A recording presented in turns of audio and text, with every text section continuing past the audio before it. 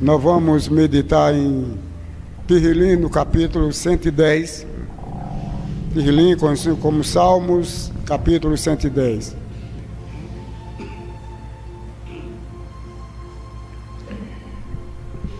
Disse ao Mehoshai, o Messias, o meu Odimoru, o meu soberano: senta-te neste lugar de honra à minha direita.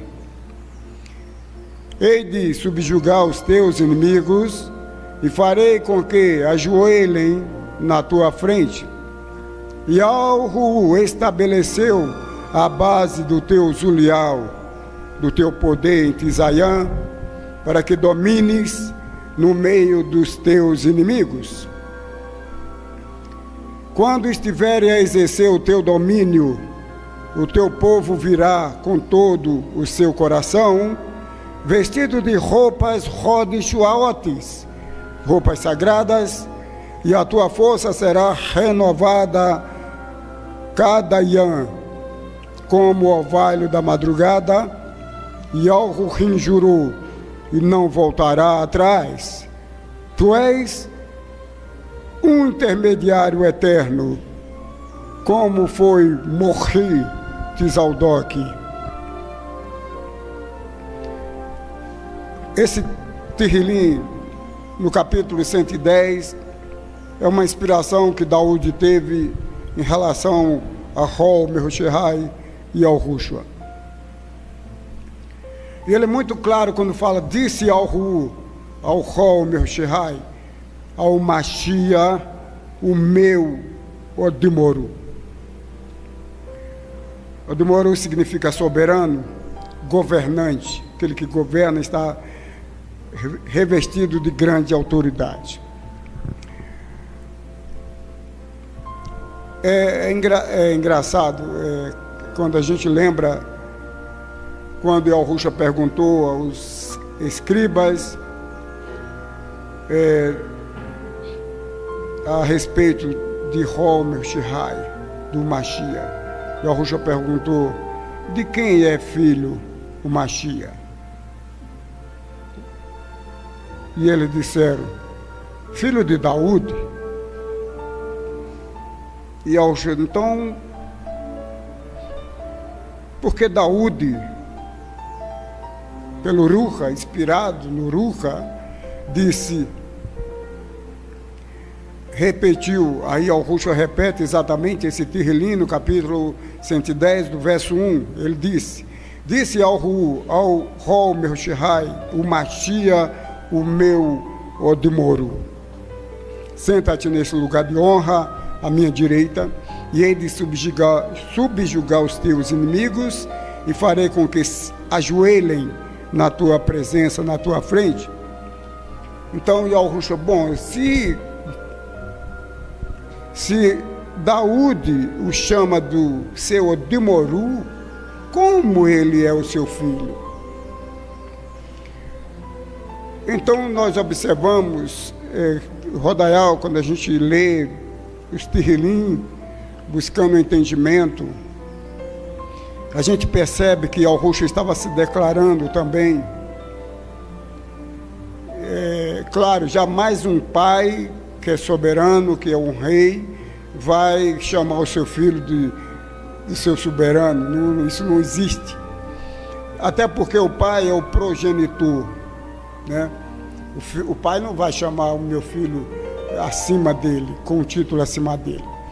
Então, nesse caso, Yahushua estava se revelando, e o próprio Daúde teve essa oportunidade a ele ser dado esse entendimento. Yahuwah estabeleceu a base do teu zulial, do teu poder em Tisaiã. Tisaiã sempre é uma analogia a Yerushalayim, o monte de Tisaiã também está ligado a Yerushalayim, para que domine no meio dos teus inimigos. Então, o próprio Yahuwah é que estabelece a base, tá? Veja bem, uma base que, a partir dali, a elevação do poder do Zulial de Ho-Mershai ia estabelecer-se, para que ele dominasse todos os seus inimigos. Quando estiver a exercer o teu domínio, porque ainda não havia sido o tempo, por isso que o verbo está no futuro, quando estiveres a exercer o teu domínio, o teu povo virá com todo o seu coração. Então aqui está revelando aquilo que o próprio Yahushua diz: a vossa casa, ele disse aos Yehudi, a vossa casa vai ficar deserta, até que digais bendito aquele que veio em Yeshua de Yahu. Então, até que esse povo se incline a Yahushua, que se volte para ele de todo o seu coração, o domínio, o poder de Yahushua não estará ainda nesse mundo, exercendo toda a sua autoridade. É claro que os Yehudi de certa forma, o relógio, né, desse cronômetro do governo de Yahushua. E ele diz que o seu povo virá vestido de roupas Rodishuaot, traduzido como roupas santas ou sagradas. Na verdade, não são as roupas materiais, físicas, são as roupas ruhuais. Aqui está falando exatamente das pessoas estarem totalmente Rodishua, com a sua vida Rodishua. Lembre que Yehudá, no livro de Yehudá, ele diz que nós temos que abominar nossas vestes, que elas estão manchadas da carne. Então nunca haverá uma veste de tecido, ou que seja, muito menos de animal, que seja Rodishua, que seja santa, sagrada. Mas ele está falando da veste eruhual, de uma vida Rodishua, virtuosa. É isso que nos cobre, é isso que nos permite chegar na presença de Yahu. Não são vestes de tecido de linho, seja lá qual for. Não. A partir de Yahushua, as coisas têm que ser, elas estão na extensão ruhual. Nada daqui da Eretes pode representar a intensidade de uma vida ruhual, dos símbolos ruhuais. É claro que ele vai falar de uma vestimenta, mas o próprio Ada e Ravial, antes do pecado, estavam vestidos com essas vestimentas ruhuais. Por isso que eles não havia vergonha entre eles, porque eles estavam cobertos, estavam vestidos pela virtude ruhual, e porque não tinham pecado. Afinal, e a tua força será renovada a cada ian, né, ou diariamente. A cada ian, a força de Ho-Mershai será renovada como o orvalho da madrugada. O que significa? Não quer dizer que Yahushua não tem a força plena, ele tem a força plena. Ele está dizendo o seguinte: a cada momento que ele for vencendo os seus inimigos, ele vai ficar mais poderoso, ele ficará muito mais forte, porque ele vai tomando os espaços que os inimigos estão ocupando, ele vai eliminando os seus inimigos. Então isso vai o tornando mais forte, mais poderoso, porque ele já é poderoso. Ele recebeu o Zulial, o poder de Yahu, para dominar no meio dos seus inimigos. E Yahurim continua dizendo, Yahurim jurou e não voltará atrás. Veja bem, quem jurou, quem falou sobre o Ho-Mershai, quem deu essa autoridade a ele, o próprio Yahurim, e não voltará atrás. E disse, no juramento, ele diz: tu és um intermediário eterno. Porque ele é um? Porque Morriut e Zaldok era também. Porque senão poderia dizer, tu és o intermediário eterno, o Kohan eterno, mas ele não é ele unicamente, porque já havia tido o Morriut e Zaldok, que as pessoas conhecem como Melquisedeque, está totalmente distante do sentido correto. o Morriú Tzaldok, ele foi enviado antecipadamente como um Kohan, o Kohan de Yahu Ulian, do Criador Eterno. Então, por isso que Yahushua vem como um intermediário, porém, Yahushua é um intermediário perante Yahurim. Morriú Tzaldok, ele foi o Morriú intermediário de Yahu aqui na Eretes, tá? E Yahushua não é aquele que foi um intermediário perante Yahurim, porque ele mesmo foi o Cordeiro, tá? Então esse intermediário, Kohan eterno, ele é diferente, porque ele também foi o próprio Cordeiro de Yahurim, como sacrifício agradável a Yahurim.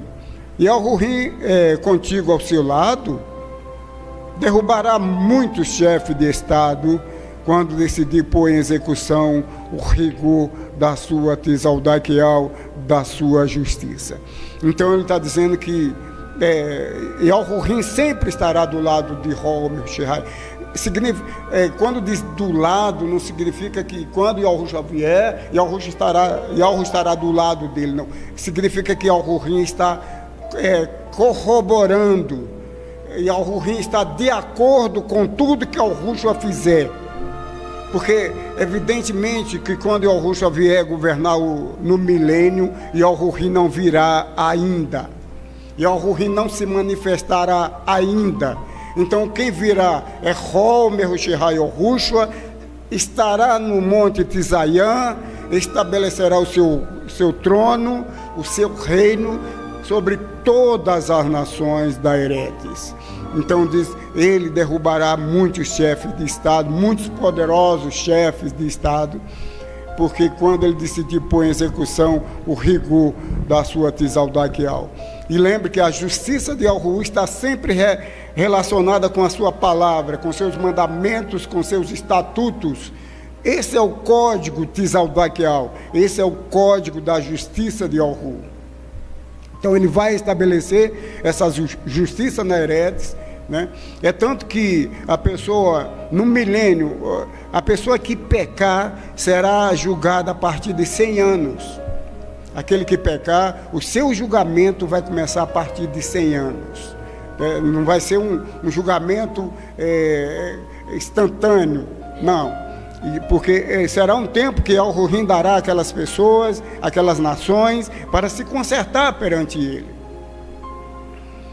Castigará muitas nações que ficarão cheias de mortos, porque o castigo é a morte, porque o salário do pecado é a morte. O salário da soberba, da rebeldia contra Yahurim é a eliminação. A pessoa se rebelou contra Yahurim, é eliminado.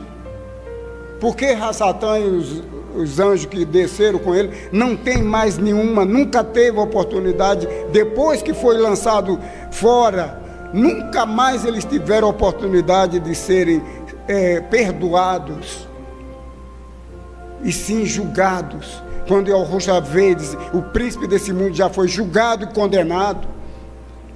Acabou. Quando Yahushua tirou seu povo do Misraim, do Egito, ele julgou todos os ídolos que haviam lá. E são milhares os ídolos que estavam no Misraim, no Egito. E Yahushua julgou todos eles. Então, existem mais demônios, mais seres espirituais caídos do que humanos na terra.